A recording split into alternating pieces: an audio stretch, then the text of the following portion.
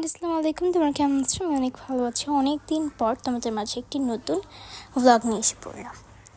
তো আজকে আমাদের গাছগুলোকে সবগুলোকে ছাড়ছিল, মানে আমাদের পুরা ছাদ জঙ্গলের মতো হয়ে গিয়েছিল।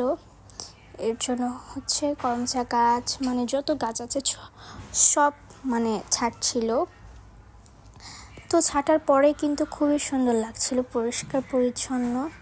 তো এখানে করমচা গাছটাকে পুরা কেটে ফেলছিল, মানে একেবারে ছোট হয়ে গিয়েছিল করমচা গাছটাকে, আর সব করমচা নিচে ফেলে দিচ্ছিল। তো এগুলো আচার বানাবে, এর জন্য পারছিল। আমার আম্মু লোক এনে দেন এগুলোকে ছাটাচ্ছিল, মানে পুরা ছাদ জঙ্গলের মতো হয়ে গিয়েছিল। তোমরা কি জানো আমাদের ছাদে কি সবেদা গাছ আছে? আমি জানি তোমরা জানো, কিন্তু তাও বললাম। আমাদের ছাদের সবেদা গাছ সবেদা এতটা মজা খেতে, অনেক মিষ্টি, অনেক বড় বড় হয়। তো এখন অনেকগুলো সবেদা ধরেছে। ওই যে দেখো সবেদা, এখানে তো দেখা যাচ্ছে না। এই যে সবেদা, খুবই মজার সবেদা। ওইখানে ইটের বাহিরে অনেকগুলো গাছ, বট গাছ ধরেছিল, এগুলো ছাটাচ্ছে।